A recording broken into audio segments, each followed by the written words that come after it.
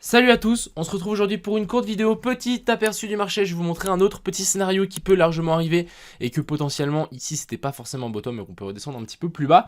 Je tenais à vous expliquer ça et aussi les gars, passez un excellent Noël. Franchement profitez à fond, ça fait encore une fois plaisir de repasser un Noël avec vous. J'espère que vous avez été sages pour avoir des petits cadeaux. Je vous connais certains, c'est bon, je rigole, mais du coup profitez bien de votre famille, etc. Vraiment ça vaut la peine. Moi je vais faire une petite vidéo sympathique juste pour vous expliquer que on a un monde où on peut faire un autre scénario et venir chercher un petit peu plus bas. On ira faire aussi un tour sur le rune parce que j'ai une position, j'ai un ordre qui est ouvert sur le rune et puis on ira voir BNB et Ethereum comme d'habitude et les liquidations aussi. Profitez bien de votre famille les gars et puis nous on est directement parti en vidéo. Crypto, million. Crypto, million. Crypto, million. On va directement commencer par le copy trading ici, donc vous êtes vraiment des fous furieux, on est de nouveau 300, donc vraiment les places ont été prises directement. Il y a 160 000 en gestion, je vous ai fait déjà gagner 50 000, presque 50 000. Bref, déjà un super résultat pour ce copy trading, j'espère que ça vous plaît. N'hésitez pas à mettre un retour en commentaire pour ce copy trading si vous aimez ça, etc. Et comme ça, je vais continuer. En tout cas, hier, on a close, donc notre long, c'était aujourd'hui à plus 30 parce que je suis pas fan de la structure qu'on est en train de faire. Mais voilà, donc n'hésitez pas à me faire un débrief de ce que vous aimez avec ce copy trading, je pense que ça peut être pas mal. On va commencer donc par Kingfisher, les liquidations, je pense qu'elles ne ont pas bougé. On en a juste un petit peu ici au nord, vraiment pas grand chose, hein, juste un petit spike ici, donc pourquoi pas faire un petit spike et ensuite redescendre, récupérer les liquidités qu'il y a ici. Les liquidités au nord qu'on avait là ont clairement disparu et si on regarde un petit peu plus en grosse time frame, on n'a plus grand chose, hein. On n'a vraiment plus aucune liquidation à part ici à 25 000 et à 20 500, mais sinon il n'y a vraiment plus à rien. Je pense que c'est les vacances, donc les gens, il n'y a aucune position ouverte et en plus c'est le week-end, donc à mon avis c'est très plat pour la suite. Ensuite, on va parler donc de ce BTC. On avait ce petit scénario hier, hein, on était venu taper donc notre entrée pour ensuite repartir. C'est exactement ce qu'on a fait là. Par contre, j'espérais qu'après ça, on allait directement pumper et que ça allait partir, mais finalement, on l'a pas fait. Donc je me suis dit, ok, assez intéressant. Pourquoi on n'a pas fait ça? En fait, simplement parce qu'on a une potentielle zone de fair value gap ici en dessous qui peut largement être retouchée. Si on passe ici déjà en plus grosse time frame, donc c'était quoi? C'est en 1 heure, il me semble.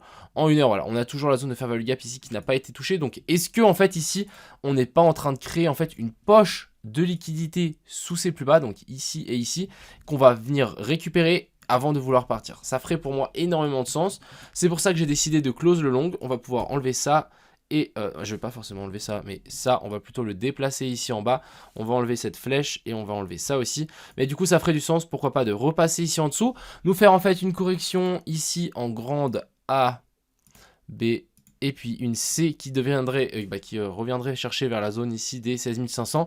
Retester ce point bas là, qui n'a jamais été testé. On parle aussi de la zone des 16 500. Et là, on pourra avoir un magnifique long. Donc pour le moment, c'est la prochaine zone que j'attends pour un potentiel long. J'ai aucune position en cours, sauf un ordre ouvert sur le rune que je vous montre directement. Ici sur le rune, je vous ai déjà montré hier, voilà, on a cette inversion de structure qui s'est formée en 4 heures.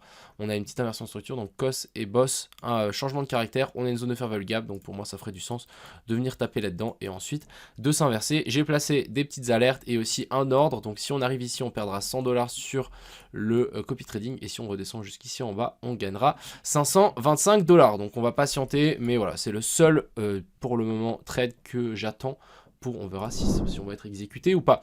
Du côté de l'Ethereum, beaucoup plus bullish en tout cas que le Bitcoin. On a réussi à faire des jolies clôtures au-dessus de ces sommets là. Maintenant on est vraiment en train de latéraliser. Il y a une volatilité, c'est mort, c'est clairement mort. C'est le week-end en plus des fêtes, donc la volatilité est complètement morte. Est-ce qu'on pourrait pas redescendre un petit peu? En tout cas je pense que l'Ethereum, on va pas redescendre en dessous de ça, étant donné que la zone de fair value gap ici a déjà été touchée. Je verrai plus une petite redescente pour ensuite nous faire une A, B et puis C et ensuite repartir vers le haut. Mais je suis plutôt haussier pour le moment et on va finir donc par ce BNB qui pour moi est toujours en train de latéraliser et je pense que toujours ici on a une poche de liquidité qui continue à s'accentuer. On a la même chose au nord, hein, n'oubliez pas, donc là on a des stop loss qui continuent à s'accumuler, donc on va venir récupérer un côté avant de vouloir partir. Souvent ce qu'on fait c'est dans les triangles comme ça, on va d'abord rect les noobs, donc les noobs ils vont se dire ouais on va casser vers le bas, donc imaginons on fait ça, on fait le retest, donc les gens ils shortent le retest, sauf que je rappelle que les triangles de compression c'est souvent des magnifiques figures de manipulation.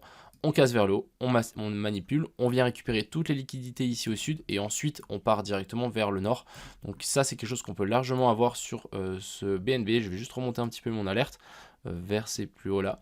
Mais pour moi ça serait assez intéressant de potentiellement essayer de long ce BNB si on arrive à revenir vers ces zones ici. Je parle de la zone des 236 $. Voilà une vidéo assez courte, je voulais aussi surtout vous souhaiter un joyeux Noël les gars, profitez bien de votre famille. Moi je vais continuer à tryhard ce fameux copy trading, si jamais j'ai des entrées etc, vous inquiétez pas, je vais être là et je vais essayer de faire, donc on arrive à 5000 balles rapidement, donc encore un x2 et on aura fait x5 depuis le début, et après à 5000 balles ça peut aller très vite, hein. On peut aller très vite, et je rappelle que l'objectif c'est de monter à 100 000, mais pour le moment on est bien parti, et si j'arrive à vous faire monter tout ça à 100 000, ça serait vraiment incroyable, ce serait fou. En tout cas voilà, surtout les gars, profitez à fond de votre famille etc. Je vous souhaite à tous un joyeux Noël. Pour les gens aussi qui n'ont pas forcément, qui sont pas du tout avec leur famille etc, je vous souhaite aussi un joyeux Noël les gars, c'est hyper important. Profitez et de vous, profitez d'être en votre compagnie, c'est hyper important. Et puis voilà, je vous souhaite à tous un excellent week-end, d'excellentes fêtes, profitez bien, mangez pas trop, et à plus, c'est des crypto millions.